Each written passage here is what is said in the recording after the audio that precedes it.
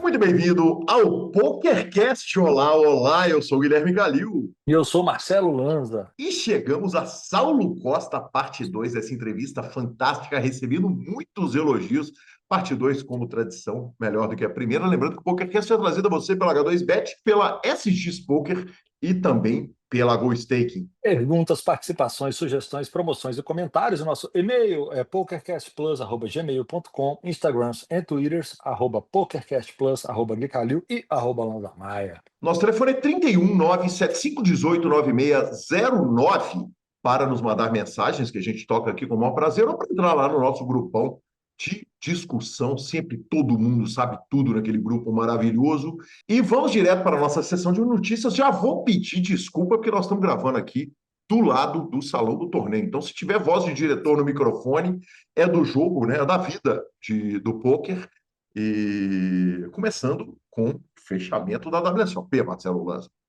Fechamento em grandíssimo estilo brasileiro. Murilo Garcia pegou pódio no Main Event, é isso mesmo? Cara, ele classifica chip leader, um field de 659 entradas, buy-in de 10.350 euros, e o homem arruma 525 mil euros, Marcelo Lanza.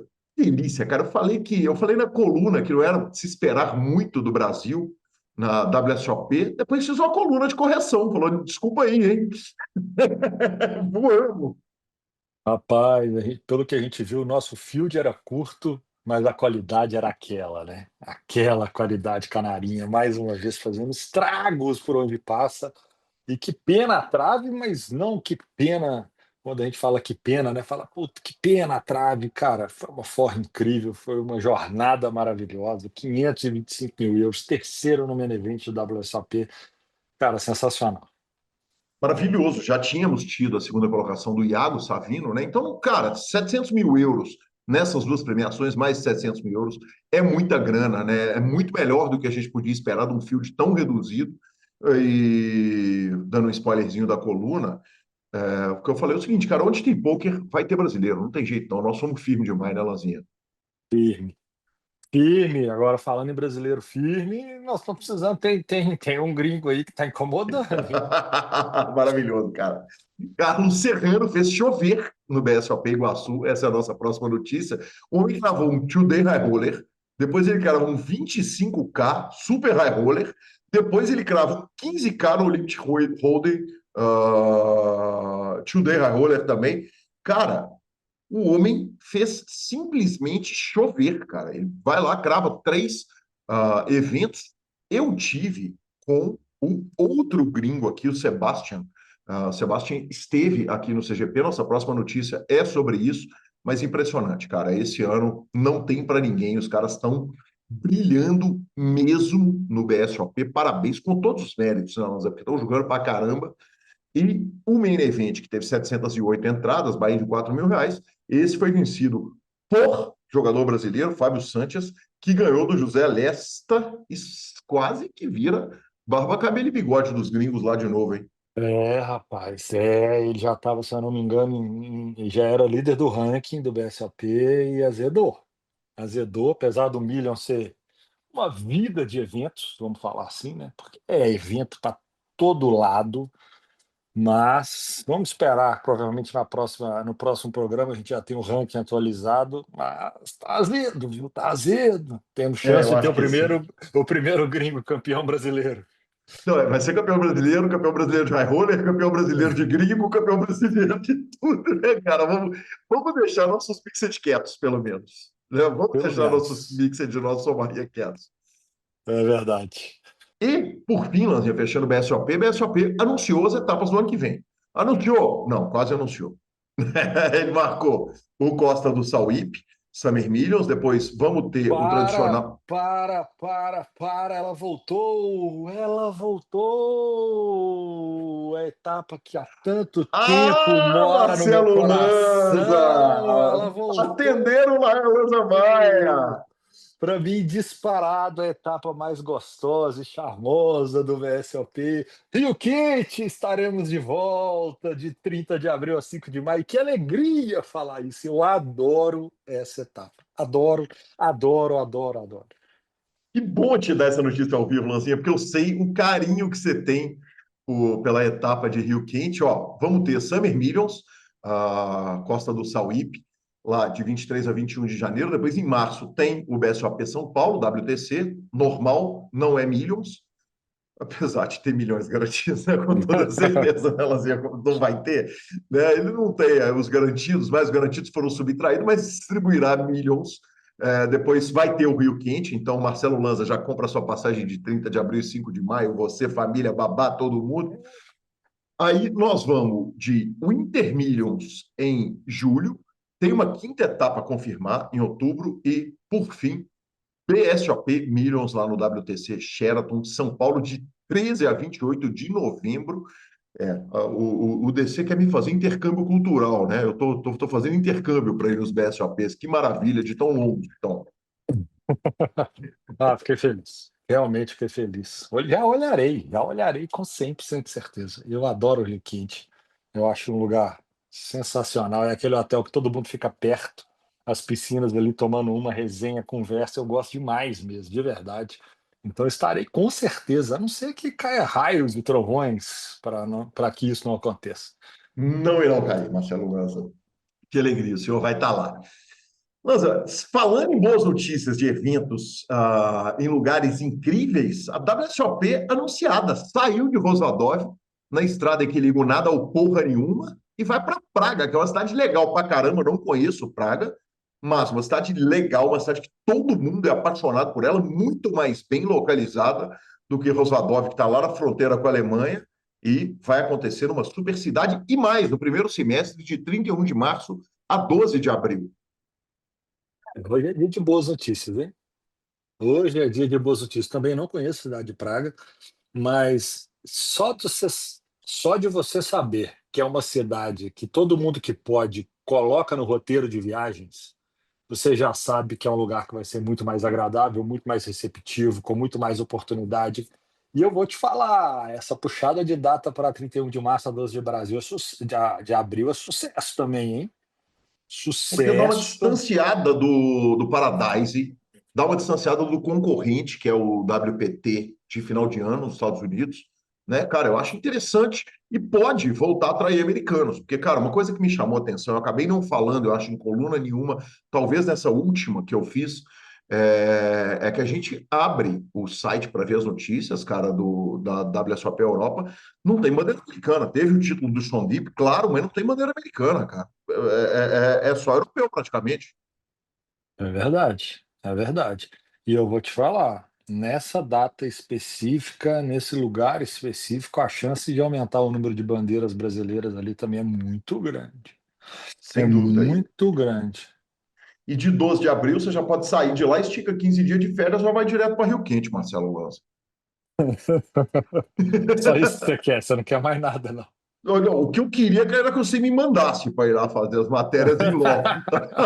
Mas já que não podemos, eu torço para você ir mesmo, tá bom? Entendi, entendi.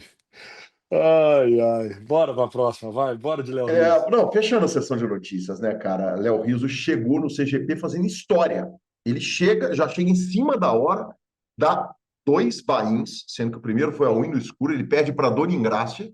Ela subiu na cadeira, Dona Ingrácia é uma senhora maravilhosa, fantástica. Ela sobe na cadeira na hora que ela paga ele com As e Rei. Vamos que vamos, ele acorda com a Dama no all-in de escuro. Ele perde o primeiro buy-in, dá o segundo buy-in, tiro, faz um stack gigantesco e crava o Super High Roller Progressive Knockout. Esse torneio ele tem um nome especial que o Mariotti o batizou de Super High Roller Progressive Knockout Max Late Registration 150K garantidos do CGP Gramado Special Edition. Nossa, meu nome é grande, hein? O nome é grande, nós fizemos uma lista com todos os. Porque a gente fala Super High Roller, SHR, a gente pegou todas essas palavras e deu mais ou menos 22 letras na sigla do evento. Cara, e o Léo Rizzo chega numa mesa final que tem o Sebastião Fonseca, colombiano, Carlos Fox, Juninho Medeiros, ex-campeão gaúcho, Guilherme Solgerman, atual vice-campeão gaúcho, uma presença de um bom jogador boliviano. Raí Pereira ficou com a segunda colocação, jogador que foi do samba, e Léo Rizzo chega, faz chover, cravado e transmitido. Pou, espetacular, Marcelo Lanza. Ah, eu torço para ele, você sabe, maravilhoso. Eu torço para ele, eu acho que ele faz bem. Eu sei que tem muita gente que pode falar, discordar da minha opinião, mas eu gosto da pessoa, gosto do personagem. Eu fico feliz quando o Léo Rizzo, pou, vai lá, oitavo do mundo e crava o golpe. E agora a gente já pode falar que ele é oitavo do mundo e primeiro do Sul. Tudo. Segundo ele, primeiro do jogo caro do Rio Grande do Sul. Ele me falou em entrevista logo depois da vitória. Cara, Maravilhoso. demais, cara, demais. A última etapa do CGP vai acontecer a partir do dia 3 de dezembro, lá em Porto Alegre. Os satélites são na SX Poker, e a gente, claro, vai para a nossa entrevista, mas não sem antes falarmos da SX Poker. Lá você joga os satélites do CGP, mas também você tem os melhores cash games, os melhores torneios. Aquele joguinho delícia de Pialou 6, que o gráfico continua apontando para a lua, como diria Vanderlei Luxemburgo, Marcelo Lanza por aqui. E também você tem o Fichas 24 horas, tem um atendimento personalizado. SX, o melhor lugar para você julgar. Se você é dono de clube ou agente, traga os seus clientes para SX, que vai melhorar demais sua vida. E vamos para a parte 2 de Saulo Costa.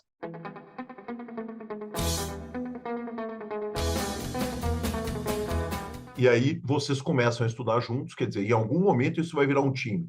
É um salto relativamente rápido ou não? Cara, eu diria que foi rápido. Eu diria que foi rápido porque às vezes a gente não se dá conta, né, das esferas de tempo, né? A gente às vezes, eu digo a gente na metagame aqui, a gente viveu coisas muito rápidas e quando alguma coisa demora um ano, parece que já é muito. Mas, cara, um ano, o que que é um ano, né? O que que é um ano a nível de tempo quando você fala de vida adulta, né? Então a gente se conheceu meio de 2017. Vamos supor ali, junho. Em março de 19, nós já estávamos ali criando a empresa, basicamente, né? Que foi quando a gente fez os dois primeiros contratos de staking.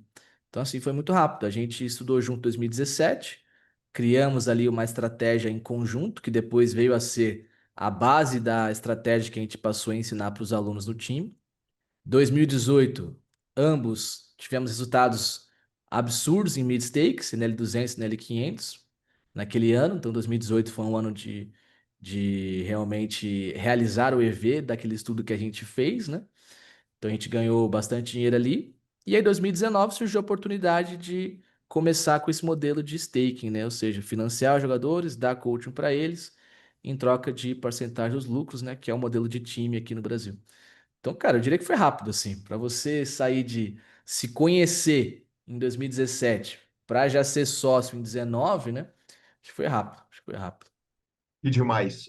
Você está jogando em quais plataformas nesse momento, um minuto antes de vocês montarem o projeto, que vem a ser o BRPC, eu imagino, né? O primeiro nasce como Isso, BRPC. nasce como É, BRPC. Vocês estão jogando quais limites e em quais plataformas? A gente jogava NL200 primariamente, depois em 2019 começamos a jogar NL500, a gente jogava PokerStars e Bulldog, né? Então a gente começou ambos só jogando PokerStars. Em algum momento eu depositei na Bodog e vi que era um field muito bom. Chamei o Zinhão, falei, Zinhão, cara, olha esse site aqui, cara, tá com uns jogos muito bons aqui. E aí ele começou a jogar lá também e a gente teve muitos bons resultados. Então era isso, PokerStars e Bodog e NL200. Como é que estuda na Bodog? Porque não tem HUD, não tem nome de adversário, não tem nada. Você está jogando o quê? Tendência de field? Exatamente. Você basicamente joga a tendência do field, era o que a gente fazia na época, né? Então a gente estudava. Você nem tinha muitas mãos da Bulldog, você tinha que estudar, né? Você tinha que extrapolar o que um outro field faz e assumir que aquele outro field está fazendo também, né? E acabou que deu certo. Então, acaba que os fields são muito parecidos, apesar de algumas diferenças. Então a gente estudava, estudando a tendência do field de outros sites e aplicava na Bulldog. E por ser um field anônimo, né, te permite algumas coisas que outros fields não permitem, né? Então você tem maior facilidade de utilizar estratégias explorativas, né? Então isso foi um grande ganho ali pra gente naquele momento. Você de repente começa a conseguir entender certos jogadores da Bodog, quer dizer, você está sentado contra um cara anônimo, mas você olha e você fala, esse cara aqui é o João, que eu enfrentei ele ontem e quarta passada, porque é um Não field tem como. pequeno, Só né? em high stakes, né? Em high stakes, Aham. sim. Em high stakes isso rola. Mas na época a gente jogava o field que era anônimo e Zoom, que é o chamado Zone da Bulldog, né? Ah, Aí sim, não tem perfeito. como. Aí cada mão é uma mesa diferente, você não tem nenhum identificador do jogador, né? Aí não tinha nem como. Mas a partir do momento que você joga mesas regulares e high stakes, aí talvez dê para você desenvolver esse tipo de read, né? Mas é mais difícil. E jogava nesses dois sites só porque eram os sites que tinham Zoom, quer dizer, não tinha outro Zoom disponível à época. Deveria até ter, mas aquilo já não supria, né? Tinha bastante volume, tanto no PokerStars quanto na Bulldog. E na época até, assim, a gente cresceu no Zoom, né? Hoje em dia, infelizmente, o Zoom já não existe mais praticamente. PokerStars morreu, outros sites, o volume de jogos fast forward é muito pequeno. Mas na época era, vamos dizer assim, o padrão, né? O que todo mundo queria jogar a nível de cash games era Zoom, né? Então a gente viveu esse período, foi um período de ouro ali do Zoom. E como é que vira a chave? Porque são duas cabeças diferentes pra cacete, né? A cabeça que tem que pensar todas as estatísticas do HUD, que está olhando para o jogador do PokerStars, que é um reg bom, até hoje é um reg muito bom, em comparação com a cabeça do Saulo, que às vezes está fazendo um multitable ou não. Você jogava quando era Bodog, era só Bodog, quando era Stars, era só Stars. Como é que você faz para virar essa chave? Porque são dois jogos completamente diferentes, eu imagino. Eu diria que tem diferenças, mas como a gente jogava uma abordagem muito baseada em tendência do field, acaba que tinha um overlap muito grande, né? Só no PokerStars você tinha que talvez ser um pouco mais comedido, né? A gente talvez não ia tanto, como a gente fala, né, no talo, né? A gente não utilizava todo o leque de estratégias explorativas que poderia, mas era muito parecido. Então a gente mixava assim. Eu cheguei a mixar bastante, lembro que o Zinho também mixava. Em algum momento a gente dava preferência para um ou para outro, mas como os resultados estavam bons nos dois, a gente mantinha os dois. Perfeito, que demais. Aí vocês criam o time, começam a fazer um projeto de staking, que a sensação de quem olha de fora é que é um sucesso imediato. Foi um sucesso imediato.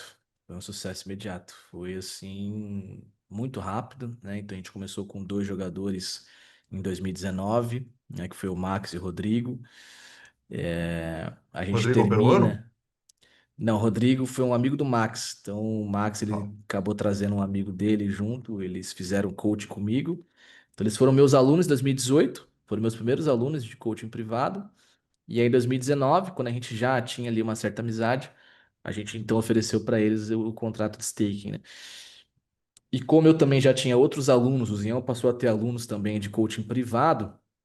A gente passou a oferecer para esses alunos, né? Já tinha ali uma relação, já tinha uma confiança a nível de entrega.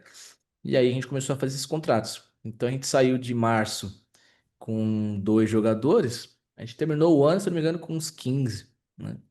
Então, e aí veio a pandemia, né? E aí na pandemia explodiram os jogos online, né? Foi uma loucura. Então a gente acabou surfando essa onda muito grande, né?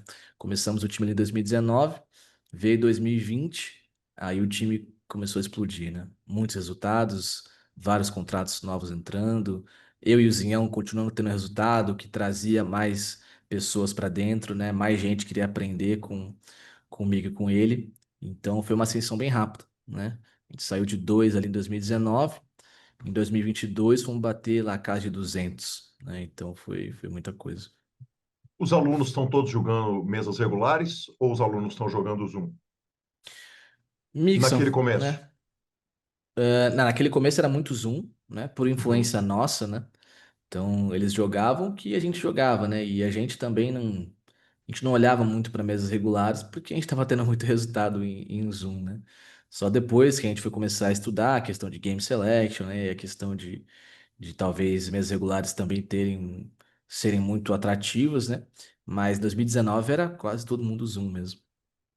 Perfeito. Havia uma preocupação Eu sei que é claro que a pandemia é uma piracema para o poker online, né? É um momento que é muito especial e que entra muito dinheiro de todo mundo que está parado em casa e procurando uma diversão. Mas havia uma preocupação em nós vamos estragar o pool que a gente joga, já que é um pool pequeno. Tinha, né? O Zinhão, ele tinha bastante essa preocupação, eu já não tanto, mas é uma preocupação bem válida, porque realmente os cash games é um mercado pequeno, né? Se você for comparar com torneios, por exemplo, é muito, muito menor, né? Então, você, de certa forma, precisa se proteger, né? Agora, a gente já sabia desde o início, eu tinha muito essa convicção que é um modelo de negócio que, se você fizer bem feito, né, não tem como ele dar errado, né? Porque por mais que você tenha ali pessoas que, bom, vão estar participando do field, ao mesmo tempo, se você fizer esse modelo direito, você vai fidelizar essas pessoas, elas vão continuar com você por muito tempo, né? Então não é que você vai fazer o teu computador melhorar e daqui a pouco ele vai, né, sair e vocês vão estar competindo um contra o outro, né?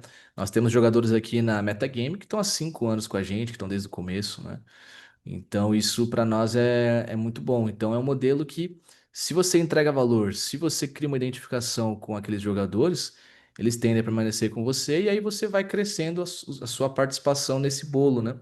Então, existe o mercado de cash game, né? Quanto mais jogadores vêm para o nosso ecossistema, a gente vai crescendo a nossa fatia do bolo. Maravilhoso. Houve em algum momento uma preocupação a respeito do crescimento do pot limit Omaha? Porque quando a gente olha hoje para os clubes de pôquer, difícil vai ser se achar um clube de pôquer que oferece um bom jogo de Texas Hold'em. É claro que eu estou desconsiderando todas as questões relacionadas à comparação entre a live e online, mas o Uhum. jogo, no Brasil, pelo menos, ele migrou praticamente inteiro para o Hot Limit Omaha, né? Isso é uma coisa que o Zion fica indignado. Acho que com certeza ele deve ter falado sobre isso na conversa com você, porque realmente é uma coisa que a gente. Não vou dizer que a gente não consegue entender, porque dá para entender certas razões. Agora, de Se você fato, me não permitir é. opinar disso, eu acho que nem o Omar é o caminho. Eu acho que tem que ir todo mundo é para os mixers, jogar Dust to Seven Single Draw no limit. Aí acho difícil acontecer. É, Mas, cara, a gente realmente não se alegra com essa situação, né? Nosso jogo é no Limit Hold'em, e quando a gente vê que no Limit Hold'em não tem espaço no que é o coração do poker, são os jogos ao vivo, né? Todo mundo que começa a jogar, começa jogando ao vivo, então tem o primeiro contato com o jogo no ao vivo. Então, óbvio que isso prejudica no Limit Hold'em, né? Porque se no Brasil não tem, o cara vai começar a jogar, ele vai jogar cash game, só tem pot limit Omaha, esse cara, quando ele for jogar online, o que que ele vai jogar? Ele vai jogar pot limit Omaha, né? Uhum. Então, realmente não é uma situação que a gente fica muito feliz, não. Mas não está no nosso controle, né? O Zinhão fez uma ação nesse sentido. Ele foi convidado lá no Live Poker Club de Curitiba para fazer o cash game dele. Ele fez um cash game de Hold'em. Eu estive lá, marquei presença também para poder fomentar e ajudar a que a gente tenha mais jogos de Hold'em, né? Mas realmente no Brasil é difícil. É uma cultura que já se disseminou e vai ser difícil isso mudar, infelizmente. Quando você olha para o panorama mundial, quer dizer, no Brasil a coisa já extrapolou para o seguinte: o Omaha de 4 já não está mais sendo acatado bem nos clubes, já é o Omaha de 5 quando não é o de 6. Quando Uhum. você olha para a Europa, Estados Unidos, Ásia, o que você acha que é a tendência de mercado? Quer dizer, você está vendo o Texas Hold'em recebendo um retorno, o Pot Limit Omaha avançando. Como é que é o cenário mundial? Cenário no exterior me parece ser bem mais favorável para um limit holding, né? Os outros Uhum. formatos têm o seu espaço, mas não parecem ameaçar significativamente o limit holding como acontece no Brasil, né? E isso a gente observa tanto online quanto ao vivo, né? Em Vegas, por exemplo, os jogos de cash game não são como são aqui, né? Grande maioria dos jogos são no limit holding. Tem as mesinhas de PLO, mas a grande maioria esmagadora dos jogos é de limit holding. Então isso pelo menos nos dá uma certa tranquilidade, né? Agora, claro que esses jogos eles tendem a cada vez mais ganhar espaço. A gente está vendo na Ásia o surgimento dessas variantes, né? Todas diferentes. Você tem o Squid Game, você tem o Stand-Up Game, você tem isso, você tem aquilo, né? Então Ele são começa do tendências que Six Plus, surgem. né?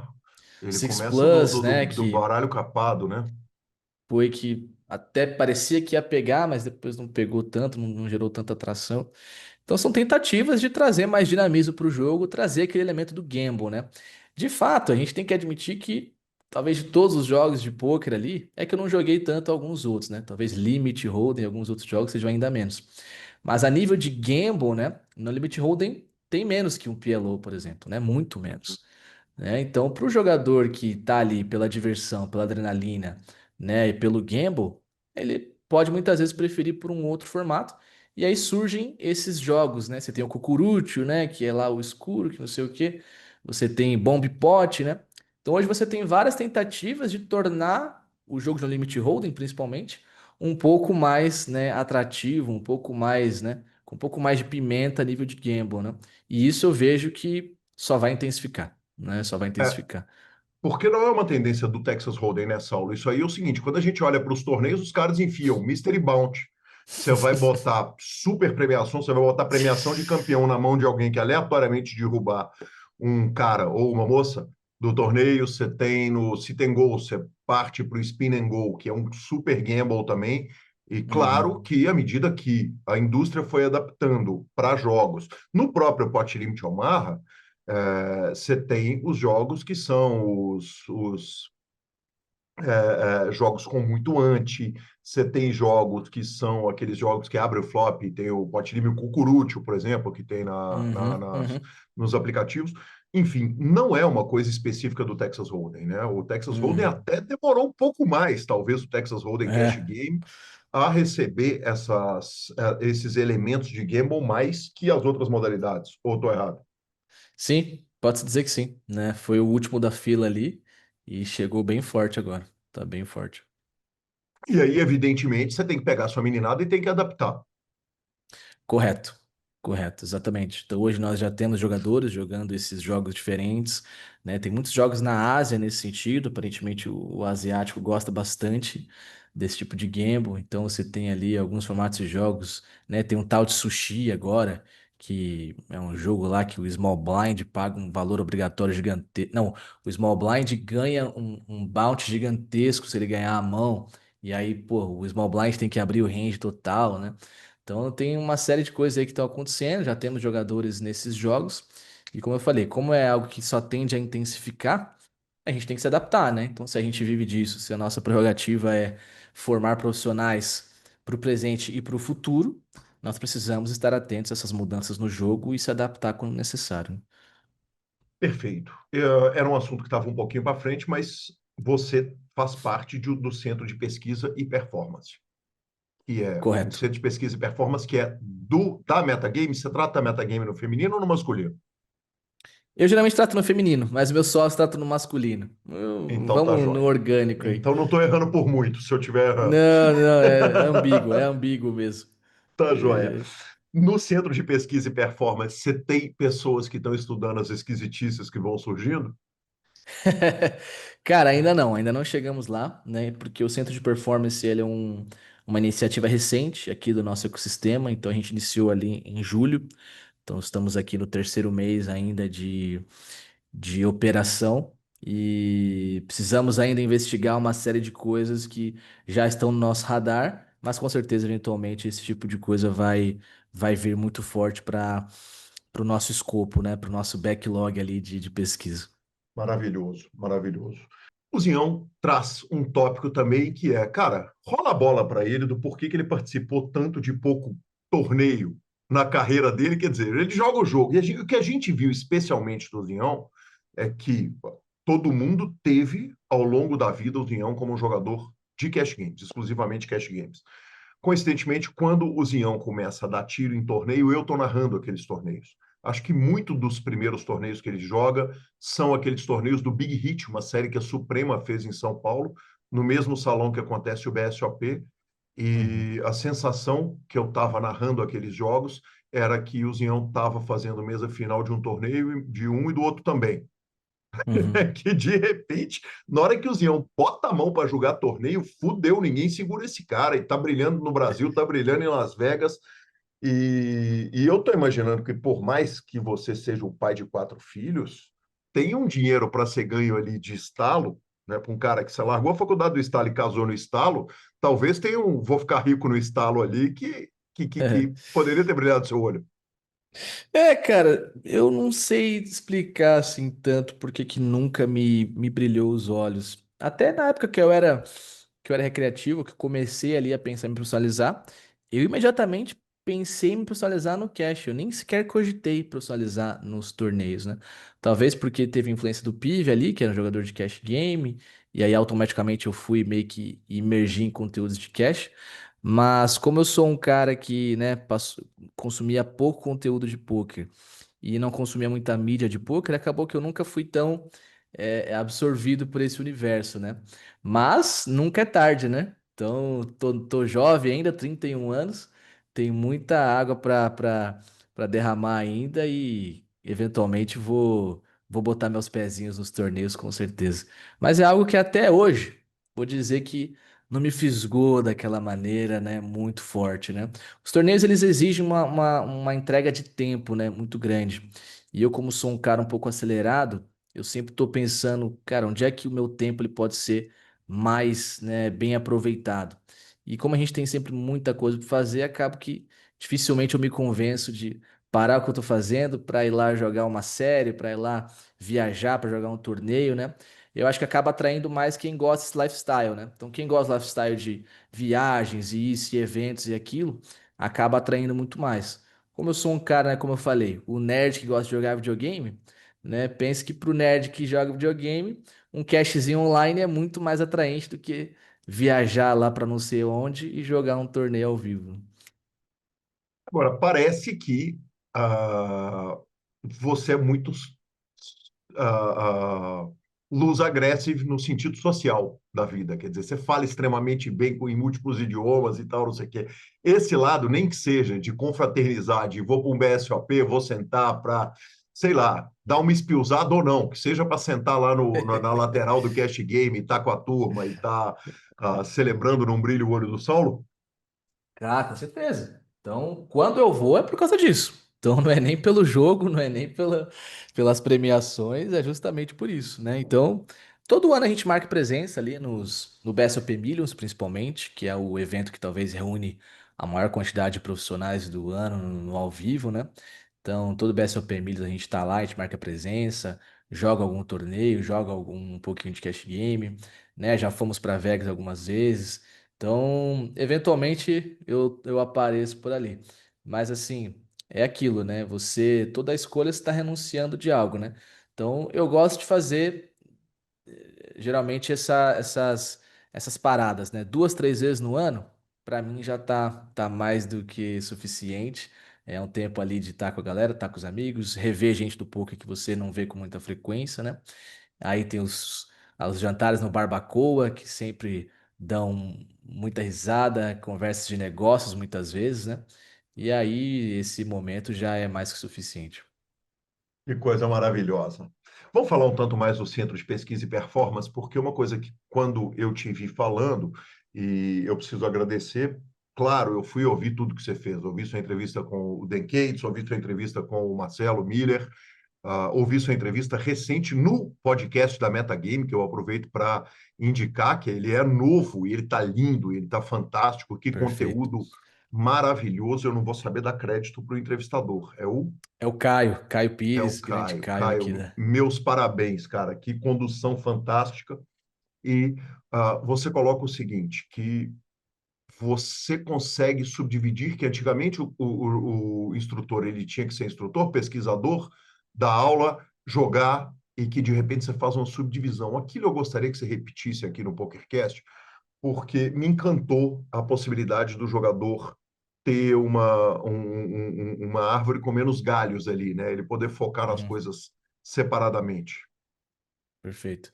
Então isso é uma aposta que a gente está fazendo, né? Então é uma tese que precisa ser provada, né? Porque de fato ninguém faz isso hoje, pelo menos não que nós tenhamos conhecimento, né? Ou seja, como que é feita a geração de conhecimento dentro do universo do poker profissional? Você tem pessoas que jogam, que são profissionais, que estão lá dedicadas a ganhar dinheiro jogando. Elas estudam para que elas mesmas possam ganhar mais. E em algum momento elas veem que elas podem monetizar isso ensinando outras pessoas, criando um time, fazendo comunidade, etc, né? E aí ela passa a ter essas várias funções. Essa pessoa ela joga, essa pessoa ela estuda, essa pessoa ela pesquisa como ganhar mais, essa pessoa ela transmite conhecimento dando aulas, né? Então a gente viu na prática, na própria pele e na estrutura da metagame que esse acúmulo de funções muitas vezes ele pode ser prejudicial, né? Então tivemos alguns casos em que nós transformamos um cara que era muito bom jogador em um instrutor mediano. E aí isso fez com que ele tivesse que parar de jogar ou jogar menos, estudar menos para poder dar aulas. E aí eu deixei de ter um jogador que era excelente para ter um coach mediano e um jogador mediano, né? Será que faz sentido isso? Será que não tem uma alternativa para isso, né? E como que, pô, se você olhar para o mundo real, ele tem um nível de especialização muito grande, né?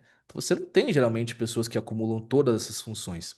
Você vai ter um laboratório de pesquisa que foca em criação de conhecimento, e você vai ter um professor que vai beber daquela pesquisa e vai transmitir esse conhecimento para alunos, né?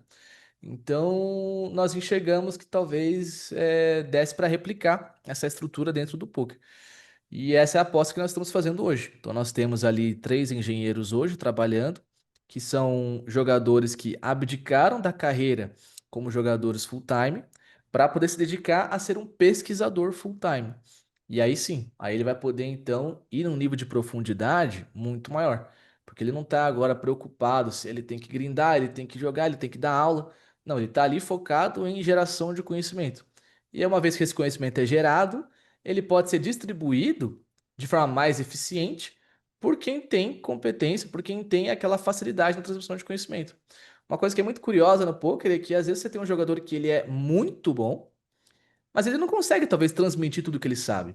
Ele não consegue explicar para aquele cara que está lá numa NL50, que era o meu caso, por que que ele ganha tanto. Eu passei por isso, inclusive, né?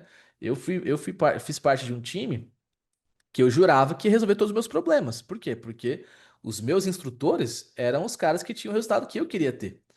Então eles estavam lá matando os jogos, eu estava lá, né? Perdendo a L50. Na minha cabeça, não tinha chance de eu não conseguir ganhar sendo instruído por aqueles caras. Mas não foi o que eu recebi na prática. Na prática, eu vi pessoas que eram jogadores monstruosos, mas que na hora de conseguir transmitir aquilo para um jogador de um nível mais baixo, a transmissão de conhecimento não era tão eficaz, né?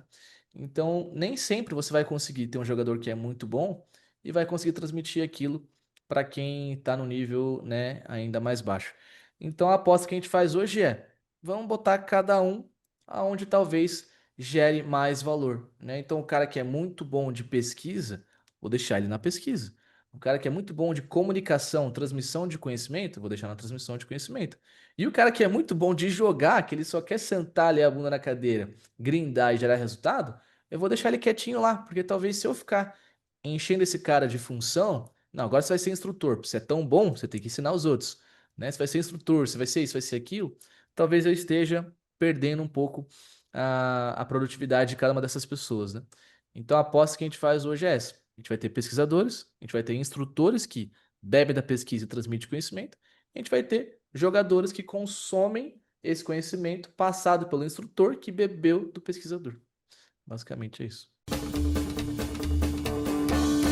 Interrompo rapidamente a entrevista do nosso querido Saulo Costa para falar da H2Bet, a nossa plataforma de apostas que oferece muitas vantagens para os seus jogadores. Em primeiro lugar, você vai apoiar o PokerCast, ainda mais clicando pelo nosso link. Para a gente é super importante. Você vai também apostar num site que é 100% legalizado, tem aplicativo próprio para Android, tem saque e depósito super fáceis, tem a Super Odds, promoções, enfim, mude já, aposte com quem você já conhece, aposte com quem você bate na porta, apoie o nosso PokerCast, clicando pelo link, para a gente é super importante. Apostas são para maiores de 18 anos, aposte com responsabilidade. Voltamos para Saulo Costa. Perfeito. A percepção especialmente nos tempos recentes, quer dizer, quando a gente tem uma inteligência artificial que o conhecimento está tão popular, a percepção de ter o professor muito mais como um curador de um conteúdo que ele já existe, quer dizer, o professor universitário ele é muito mais, qualquer curso universitário praticamente, se você for procurar na internet, ele está todo lá. Ele só Uhum. não está organizado, bem organizado o suficiente para você fazer essa entrega, e aí essa curadoria faz todo sentido. Não é o seu caso. Quando você tem um centro de pesquisa, você está desenvolvendo conhecimento do zero, correto? Correto, Conhecimento que não está lá. correto. Como é que você elege o cara que está lá? Quer dizer, o cara que vai sentar para pesquisar, eu imagino que ele tem que ser uma pessoa que, ainda que ele não tenha disposição de grindar, ou seja por qualquer coisa, seja porque ele vai tiltar se ele sentar para grindar, enfim, eu não quero nem especular o que que faz o cara sentar para ser o seu cara de laboratório, mas ele tem que ser um cara de patente muito alta, ou não. Tem que ser um cara, né, de um nível intelectual muito alto, muito elevado, com certeza. Né, Mas um nível, pesquisador além do de... nível intelectual, eu não estou nem falando do nível intelectual, isso é parte da premissa que todos são. O que está Uhum. jogando, o que está pesquisando e o que está dando aula, todos têm que ter um nível intelectual muito alto. Mas o nível técnico do cara que está fazendo a pesquisa, ele tem que ser muito pica, para usar a expressão popular. Com certeza, né? Então, se você vai, né, se propor a criar conhecimento do zero, né, você precisa ter um entendimento profundo daquilo que você está estudando, né? Então, nós pegamos ali caras exatamente com esse perfil, né? Então, eram jogadores que já exerciam algum nível de função relacionada à pesquisa para o time, né? Porque desde então a gente fazia o mesmo modelo que todo mundo faz, né? Pegava aquele jogador que está despontando, usava ele para ajudar em algumas tarefas do time de criação de estratégia, né? Então, todos que estão com a gente hoje full time já exerciam alguma função de pesquisador part-time. Então a gente já teve tempo de observar esse cara como pesquisador. Né? E geralmente tem que ser um cara que é muito curioso, né? Ou seja, um cara que ele tem um apetite por descobrir a razão das coisas. Isso é imprescindível. E esse é um nível de atitude, né? Não é nem um nível de intelecto. Então é um cara que ele não descansa enquanto ele não descobrir a resposta correta, enquanto ele não chegar em qual é realmente a razão daquilo de ser, né? Então, essa é uma característica muito importante. E, obviamente, a facilidade na manipulação de todas as ferramentas que existem hoje e também uma abordagem um pouco mais matemática, né? Uma abordagem um pouco mais científica. Então, se você vai fazer pesquisa, você vai ter que fazer uso da matemática, você vai ter que fazer uso de ferramentas um pouco mais avançadas, né? Então, é essa conjunção de fatores. Um cara que tem um nível técnico no poker já muito alto, nível de entendimento, um cara que tem um apetite por respostas muito grande e um cara que já tem uma facilidade com uma abordagem um pouco mais científica, matemática e uma facilidade na manipulação das ferramentas hoje, que são inúmeras e que exige ali uma certa experiência para usar.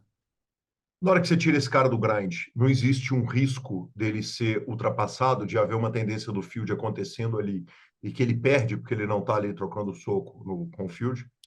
Existe, mas até isso eu já quis remediar, exigindo desses pesquisadores ainda um nível de contato com o grind.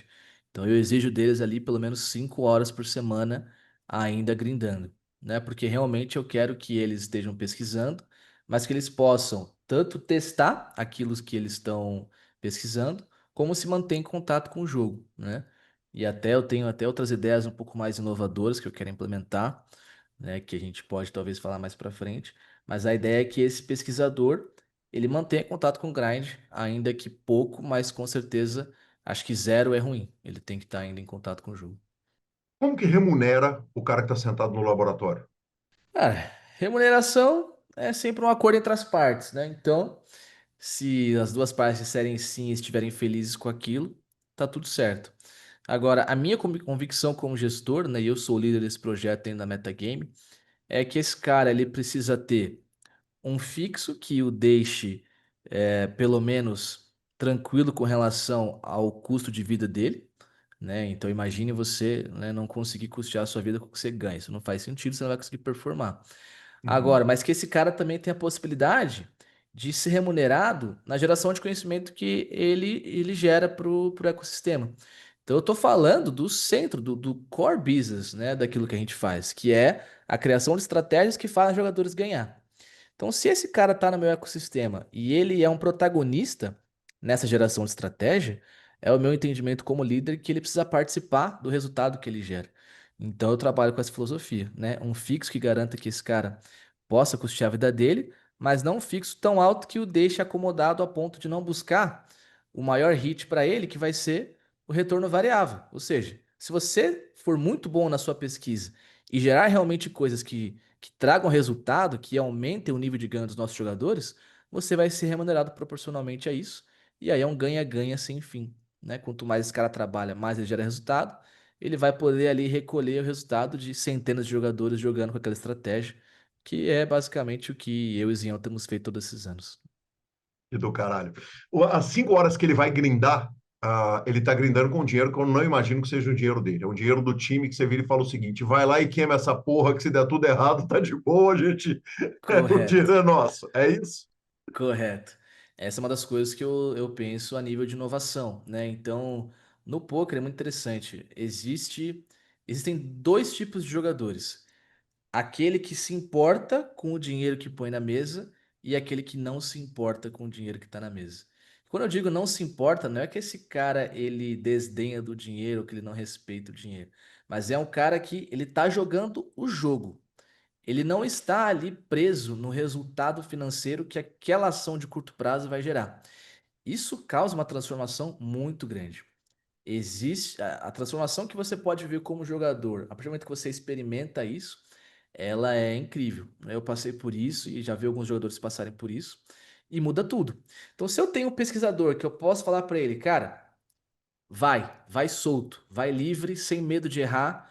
Esse dinheiro é um investimento que a empresa está fazendo para aquisição de conhecimento.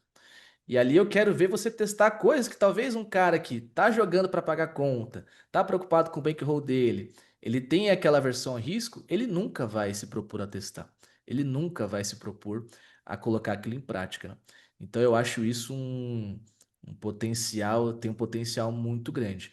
De novo, são teses, né? Estamos muito no início ainda do trabalho, mas é minha convicção de que a partir do momento que você se desvencilha do resultado financeiro e foca apenas, né, em ser o artista, em ser o cara que testa estratégias novas com o propósito de aprender, com o propósito de gerar conhecimento, eu acho que isso tem um potencial muito grande.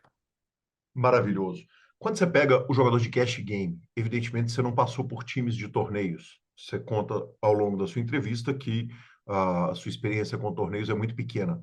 Mas qual que é a característica que quando você pega o malandro subindo de stake, você fala, esse cara tem o que precisa para ser um jogador de cash game? De repente, esse desapego ao resultado financeiro pode ser a grande característica? É uma das, com certeza. É uma das grandes características. Apesar de que, cara, é reservado a um seleto grupo. São pouquíssimos que conseguem desempenhar isso e demonstrar essa característica. É, eu diria até que nem tão relacionado a só cash games, mas assim, a gente vê historicamente no time que jogadores que têm uma capacidade de ser consistentes, eles têm, né, muito mais chance de ter resultado no longo prazo, né? Talvez pela característica do cash game, né? O cash game, ele talvez seja a personificação disso, né? Não tem o big hit, não tem ali tantos altos e baixos, né? É você o trabalho de formiguinha. Todos os dias você estar lá no field, jogar a sua quantidade de mãos e você vai coletar aquele EV no longo prazo, né? Então, quando a gente olha para o time e vê os jogadores que tiveram mais resultado, 99% das vezes é um cara que sempre foi muito consistente, um cara que não pula um dia de estudo, um cara que não deixa de grindar porque tá aí, está sentindo isso, está sentindo aquilo, um cara que, se você olha para, né, o resultado histórico dele e vê o volume dele, o cara sempre emprega um volume parecido mês a mês, não é aquele cara que de repente tá com tesão de grindar, grinda 100 mil mãos, no mês seguinte ele quer tirar férias, joga 10 mil mãos, né? Então a gente observa muito isso, a consistência parece ser um fator, e aí como eu disse, não só para o poker, para o cash game, mas que para a vida de modo geral. Você conseguir ser essa pessoa que não deixa de cumprir com seus compromissos, não importa o que aconteça, o acúmulo que você tem de resultado no longo prazo é gigantesco, né? E além disso, ali como eu falei, acho que o cash game ele existe também uma paixão pelo jogo. Eu não sei como é nos torneios, imagino que isso também exista. Mas o cash game, a gente observa que a nível de profundidade, né, o quão deep os jogadores vão na teoria é muito grande. Então, a concorrência ela é muito grande, né? Você tem jogadores de cash game de muito alto nível. Então, se o cara ele não tiver essa paixão pelo jogo, essa paixão por melhorar a cada dia, por descobrir mais, e ele acaba indo para uma linha mais de acomodação a nível técnico, de querer só grindar e coletar o resultado, esse cara provavelmente vai ser passado para trás no médio prazo. Não tanto no curto prazo, porque o field também não evolui tão rapidamente, mas no médio prazo, coisa de 3, 4 anos, ele pode começar a ter dificuldade, né? Então, eu diria que essas características elas fazem muita diferença. Paulo, sobre idade. Antes do Solvers, a gente via cada geração que chegava no jogo, em muito pouco tempo, alcançar a geração anterior. E eu fiz essa pergunta para alguns jogadores. Você é o primeiro jogador de cash para quem eu estou fazendo essa pergunta, porque foi uma entrevista recente que o Padilha, eu pergunto para ele a respeito do jovem jogador e ele me fala, cara, olha, o menino pode estudar para cacete, pode trabalhar para caramba, mas eu não vou parar. Então, para o menino me alcançar, eu vou te falar, porque ele tá largando de um ponto de partida muito atrás. Aham. Esse momento quer dizer, sua carreira é uma carreira muito recente. A gente está falando de uma carreira que começa em 2015 e que em 2017 você está brigando para subir de low stakes para mid stakes, né? Isso. São menos de 10 anos de carreira, é muito pouco, né, Saulo? É muito recente Uhum. o seu início no poker quando você compara, por exemplo, com, sei lá, o Grow, que estava sentado com você jogando Com jogando certeza. o High Limit. O menino que entra hoje, e eu estou usando o menino, mas pode ser o senhor que entra hoje para julgar, ele vai ter um caminho muito duro para percorrer para chegar no solo? Cara, eu diria que, de certo modo, sim, mas ao mesmo tempo, hoje as ferramentas te propiciam você dar esses saltos muito grandes, né? Então, se você for alguém que é muito dedicado, muito apaixonado pelo jogo, você já tem talvez uma certa aptidão, a circunstância atual hoje, ela de certa forma facilita você chegar em níveis mais altos, né?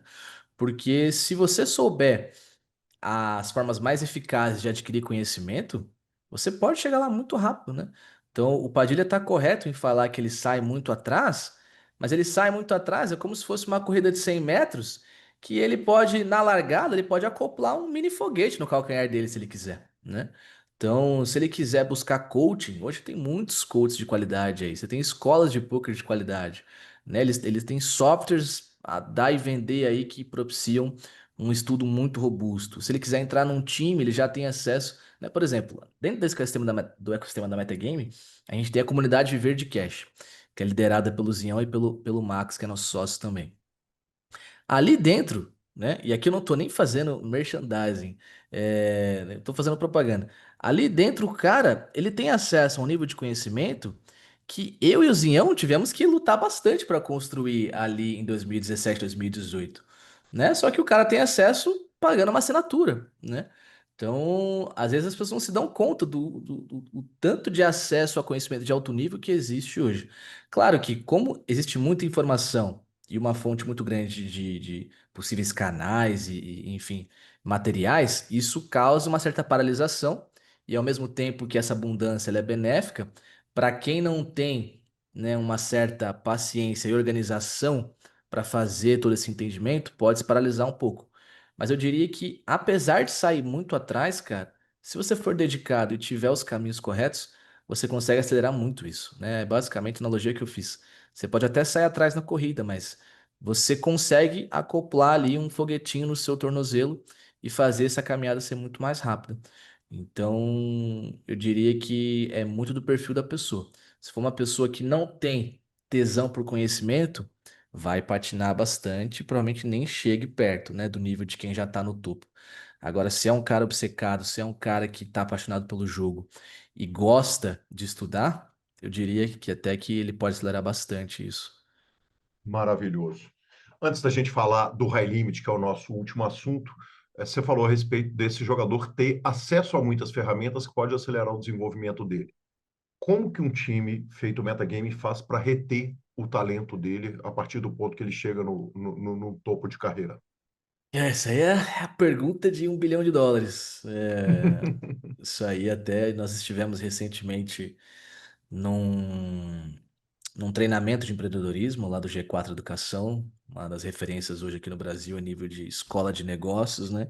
E estivemos atrás dessas respostas, né? Então, quisemos ali aprender com outros empreendedores, aprender com outras indústrias, para realmente aumentar o nosso repertório, né? Como empreendedores, né? E isso é um desafio muito grande, né? Como que eu continuo gerando valor para um cara que, se ele chegou nesse nível, ele já tem conhecimento técnico, ele já tem bankroll, né? Ou seja, se ele já está jogando ali um nível alto e já tem resultado, então provavelmente ele já construiu um bankroll, que é uma das coisas que a gente fornece na nossa entrega, né? Que é o staking, e ele já adquiriu um grande conhecimento técnico, né? Então, hoje a gente tem tentado explorar outras avenidas, né? Então, uma analogia que foi bem interessante que a gente teve de insight nesse evento que nós participamos foi que talvez o que a gente faça um pouco tenha que se aproximar do que agentes de atletas fazem, né? Então, o que que um agente de um atleta faz muitas vezes? O cara ele não vai só cuidar do contrato com o clube, não vai só cuidar do contrato de patrocínio, ele vai muitas vezes fornecer uma série de serviços ao redor da vida desse atleta para que ele possa performar o seu máximo, né? Ou seja, isso vai todo o leque de facilidades que você pode fornecer para esse indivíduo para que o único foco dele seja realizar a atividade dele, que é performar no poker, né? Então esse insight foi muito interessante, até conseguimos o contato de um cara que queria nos apresentar para um empresário de futebol e que a gente poderia trocar ideia sobre isso.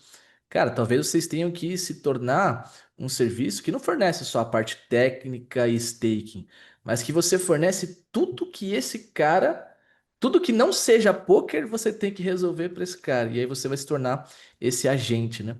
Então eu particularmente gostei muito dessa analogia, fez muito sentido.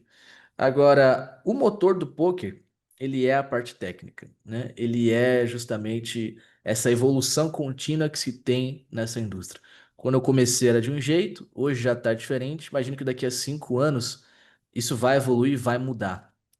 Então, como a gente tem um dinamismo muito grande, a gente ainda confia bastante que a principal entrega é a entrega técnica, ou seja, garantir que esse jogador esteja à frente dos seus competidores a nível de execução técnica nas mesas, porque o mercado ele é dinâmico, novas ferramentas surgem, o metagame do jogo muda, né? Então é muito engraçado quando eu escuto coisas do old school do poker, né? Então eu surgi na era solver, eu sou o nerd do solver.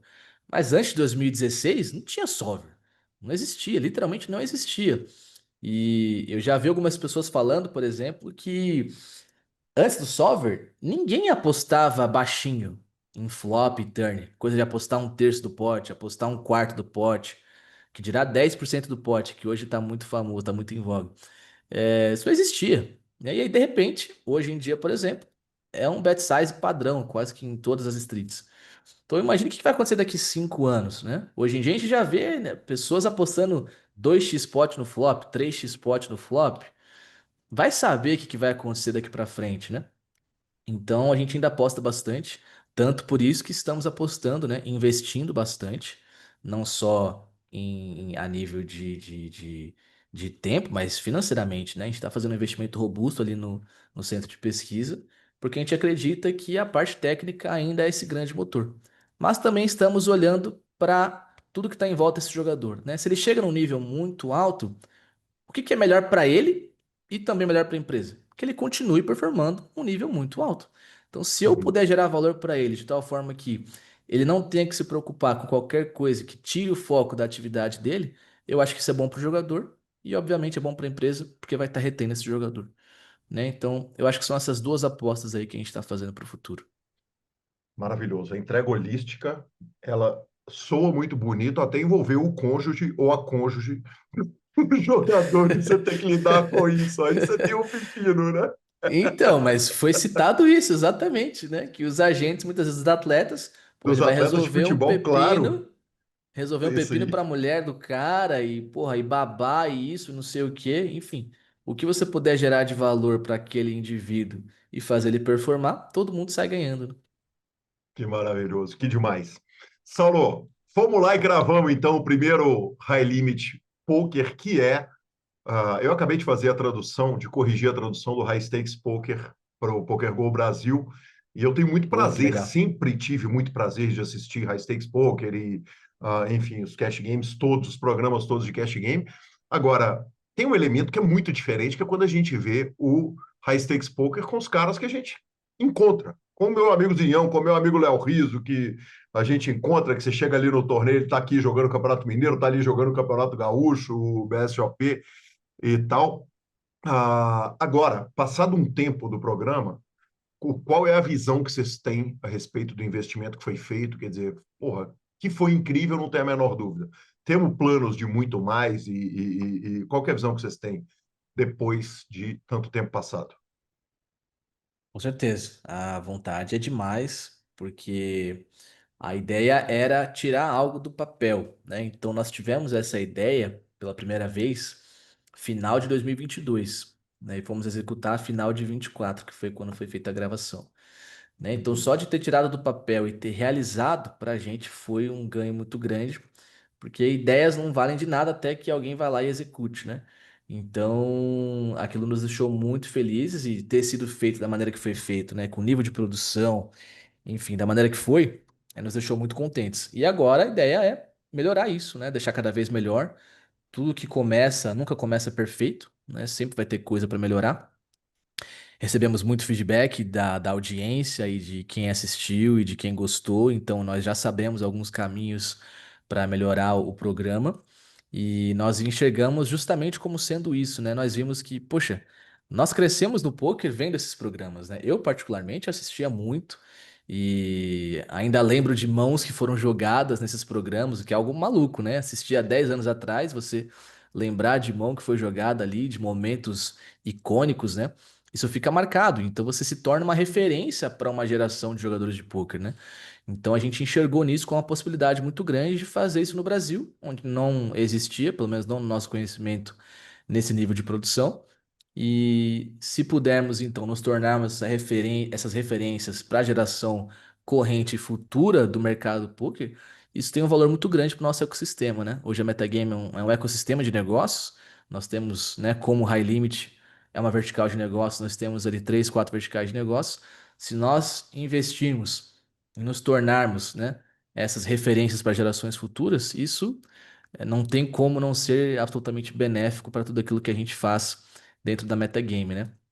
Sem contar a diversão que é fazer isso, né? Então, eu me diverti muito jogando, foi um momento absurdo de legal, né? Então, ficamos muito contentes e agora a vontade é de fazer a segunda temporada.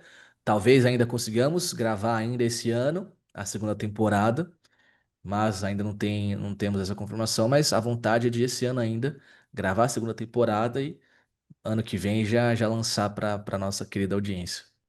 Numa parceria com a H2, né, que torna tudo muito mais fantástico. Eu sou suspeitíssimo para falar, porque o H2 é nosso patrocinador, eu sou narrador dos torneios do H2 e das coisas relacionadas ao H2.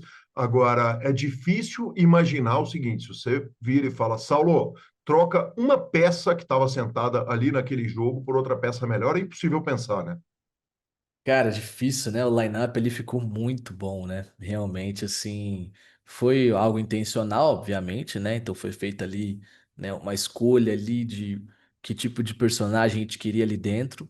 Com certeza tem espaço ainda para isso ser desenvolvido, mas realmente acho que a escolha que foi feita na primeira temporada foi absurda. A gente já quis ali, sempre do início, ir para uma linha de valorizar o poker como um ambiente altamente técnico, que é a nossa característica na metagame, ao mesmo tempo que traz também o elemento, né, de ter um jogador recreativo, de mostrar o que é a diversão do jogo, né? Então essa combinação eu acho que, cara, é o que faz o poker ser o que é, né? É você aliar toda a parte técnica, a parte de profundidade intelectual com a diversão, a adrenalina, com, né, aquela recreação ali. Então o lineup ficou absurdo, mas assim, não sabemos, né? Cada um tem as suas agendas, muitas vezes é difícil conciliar, querendo ou não ter um contrato ali, né, e tudo mais. Então, são coisas que talvez a gente não controle, né? Mas com certeza ficamos muito satisfeitos com o lineup. E imagino que muitos rostos vão se repetir ali, com certeza. Maravilhoso. Cheirar o Léo Riso, eu vou brigar. Eu vou fazer piquete lá na porta da, da gravação, tá? O Léo Rizzo polarizou bastante, né? Teve gente que amou pra caramba a participação dele, teve outras pessoas que ficaram criticando, mas assim, eu particularmente achei a participação dele incrível, porque mostra esse lado, né? O poker, o poker só existe porque tem pessoas que jogam por diversão e que não estão necessariamente ali, né, querendo abordar o jogo. Ele faz essa piada toda hora, né?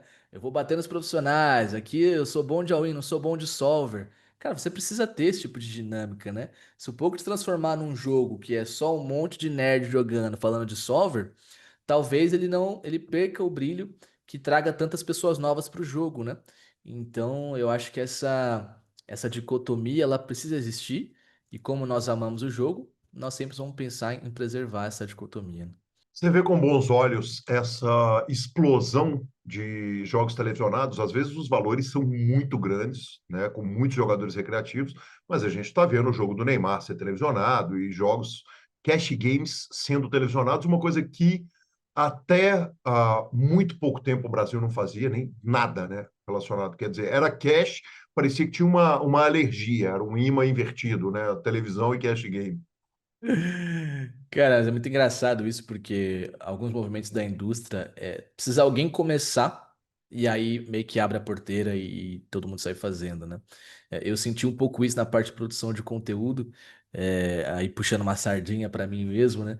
Eu comecei o YouTube ali em 2023, eu percebi que depois que eu comecei, várias pessoas, e aí eu falo até de exterior, né? Tanto do Brasil, porque o conteúdo que eu faço é em inglês, né? Eu vi vários jogadores começarem também a produzir, né? Então, às vezes, a pessoa não tá olhando para aquela oportunidade e basta ela ver alguém fazendo para ver, caramba, realmente, isso aqui tem espaço para isso aqui tem valor, isso aqui tem uma oportunidade grande, né? E eu acho que mais ou menos foi isso que aconteceu com o Cash Game, né? Cash Game, talvez, em algum nível, era algo que ninguém tava olhando, né?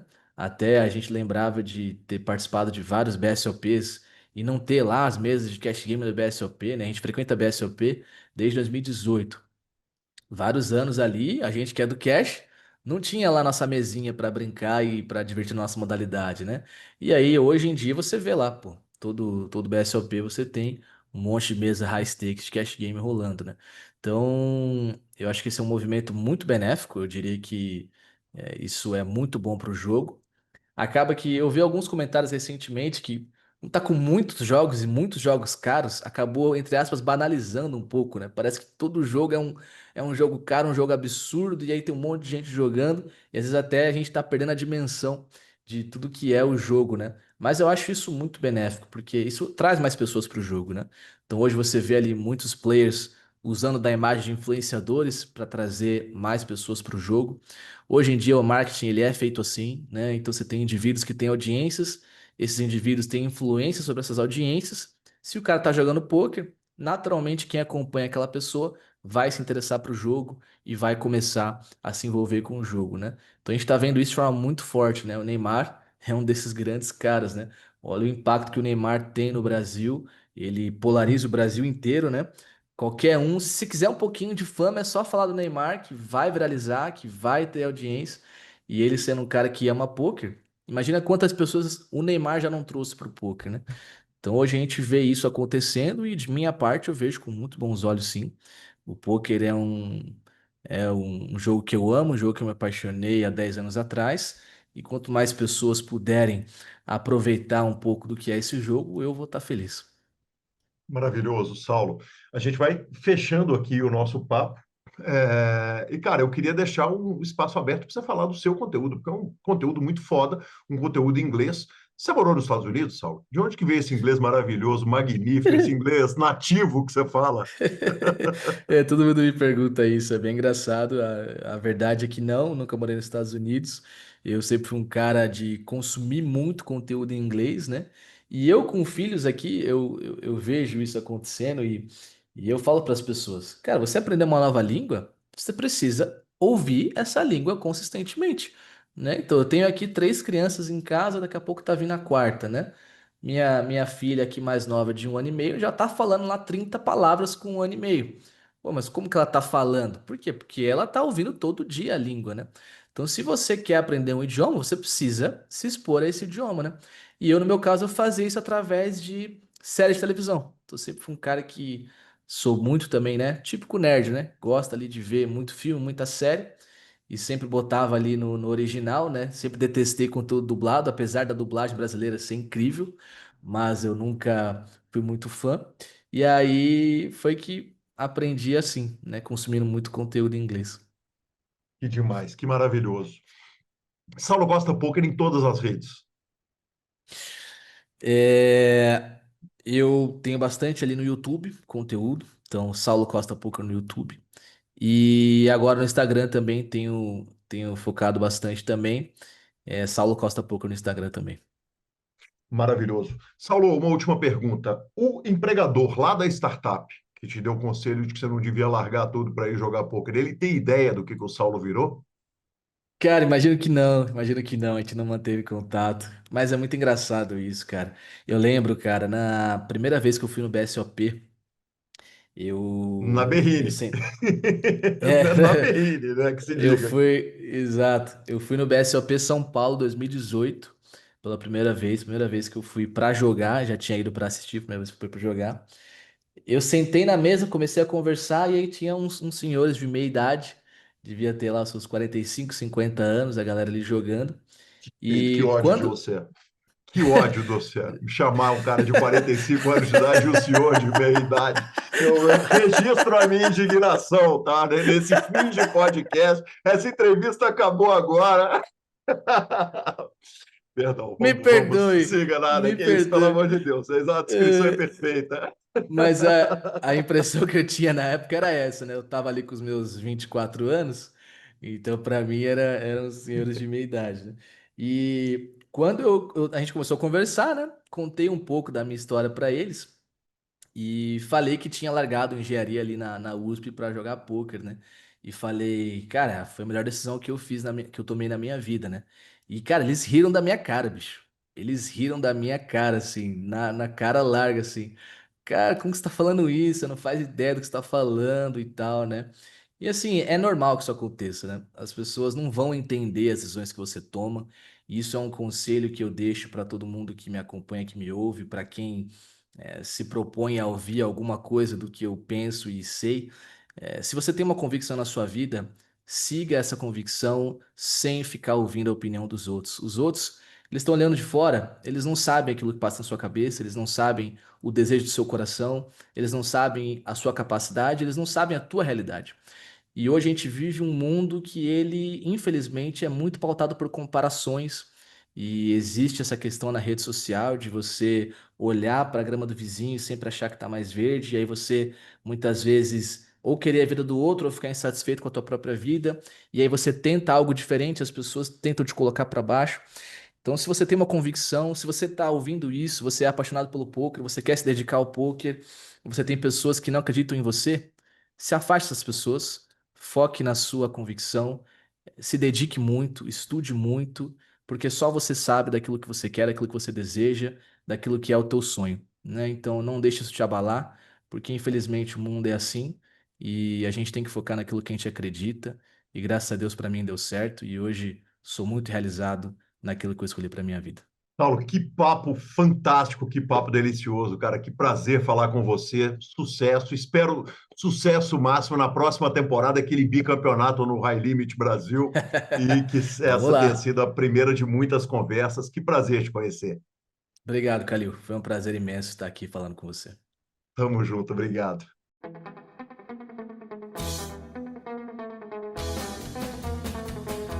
Marcelo Lanza, que homem maravilhoso. Sensacional, sensacional. Belíssima entrevista, vovô. Belíssima entrevista mais uma vez. Maravilhoso, maravilhoso. Vamos embora, claro, para as nossas redes sociais, mas vamos antes falarmos da Go Stake em BSOP. Está chegando, junto com ele tem H2 Fun Festival e cotas estarão sendo vendidas de Guilherme Calil na Go Stake. Marcelo Lanza aparentemente Comprarei. não vai jogar, mas vai comprar. Aparentemente não vou jogar. Comprarei, comprarei. Jogarei por você. Maravilhoso. Jogarei, Jogaremos juntos. Isso. É o Guilherme Calil, sabe aquele negócio do alguém é Brasil na Fórmula 1? Guilherme Calil é PokerCast no BSOP e no H2 Fan Festival. É isso aí, meu filho. É isso aí. Somos todos Guilherme Calil. Maravilhoso. Agora, o stake é onde você anuncia a ação, vende a ação, conhece os jogadores e compra com a segurança máxima. Parceria da GoStake com a Pay for Fun. GoStake une o poker e o investimento. Vamos que vamos. Vai ter Mixed Games à venda e, claro, vamos de GoStake, anuncie suas cotas lá também. E agora sim, lança redes sociais. Fiz na ação dupla aqui na Rei. Campeonato Gaúcho e Campeonato Mineiro no mesmo dia. Foi tipo o Rush Poker, né?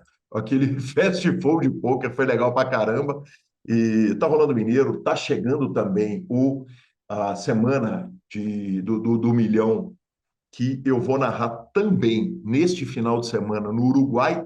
E domingo e segunda tem transmissão do CPH. E aí você pode perguntar, mas Calil, transmissão do CPH em segunda e terça. Mudou, a estrutura mudou. Agora o torneio tem um dia a menos, então teremos transmissão no domingo e na segunda-feira. Quer dizer, eu estou vindo de 7 transmissões essa semana, semana que vem já tem mais 4 ou 5, e assim não vamos parar. Bastou do meu setembro de descanso, vamos que vamos, agora até o fim do ano vai ser direto. Máquina. Então não tem espaço para redes sociais, porque aqui só Guilherme Calil narrando, senhores. Para todos os gostos, Cara, mas todos os narrando, mas também é o campeonatos. seguinte, e confraternizando, né? Porque eu chego em Belo Horizonte, eu vou jogar o Mineiro antes de narrar a mesa final. Enfim, tá, cara, estou muito feliz com esse monte de coisa acontecendo. Que alegria, professor. Então, falando em narrar, bora de finalização, porque o senhor tem que narrar. Exatamente. Hoje tem mesa final do CGP. Estamos gravando aqui no domingo à noite. PokerCastPlus.com.br. Estamos no YouTube. Para a gente é super importante que você assine o canal do YouTube e também nos dê as 5 estrelas lá, o like no Spotify. Estamos em todas as plataformas. E vamos embora de dica cultural, Marcelo Lanza. Dica cultural, cara, eu vi The Peacemaker, o Pacificador, eu não tinha visto ainda, soltou a segunda temporada, resolvi ver. E é absolutamente maravilhoso. Absolutamente maravilhoso. Vi a primeira temporada inteira, já estou na metade da segunda. Completamente maluco, maravilhoso, dirigido por James Gunn.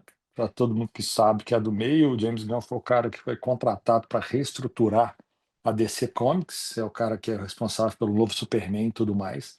Mas assim, cara, eu estou me divertindo horrores com o Pacificador. Que bacana, Lanzinha. Eu assisti um filme, um curta-metragem, porque nessa viajação que eu tô, a Latam, a companhia aérea, está com um festival de curtas brasileiros e latino-americanos, em geral. Eu assisti um curta-metragem chamado Quarto de Hora. Ele é em espanhol e francês. E então me agrada, né? Porque são 2 idiomas que eu estou grindando há alguns anos para eu poder aprender. E, cara, vou voltar vendo mais curtas-metragens no voo da Latam. Adorei a ideia, porque se tem uma coisa que funciona bem para voos, é um festival de curta-metragens com filmes de 15 minutos. Então, fica a dica para quem for viajar. A não ser que o voo for longo, aí você precisa do Exatamente. Aí você longa-metragem. precisa de um longa-metragem ou de uma série, né, professor? Os voos que o senhor pega, dá para assistir Breaking Bad inteiro, né? O último foi meio longo, o último foi meio longo, mas queremos mais longos, então ainda vamos chegar na Austrália. Faço votos, que homem maravilhoso. É isso aí, vamos fechando o nosso PokerCast. Lembrando que ele chega a você pela H2Bet, pela SX Poker e também pela GoStake. Apoie nossos patrocinadores, assine o nosso canal. Estamos no Spotify, Deezer, YouTube, Amazon Music, Podcast Players. Nos indique as 5 estrelas e as indicações, comentários, a participação de vocês nos canais é super importante. A edição é do maravilhoso Matheus Croto. Um grande abraço a todos e até a próxima semana. Valeu!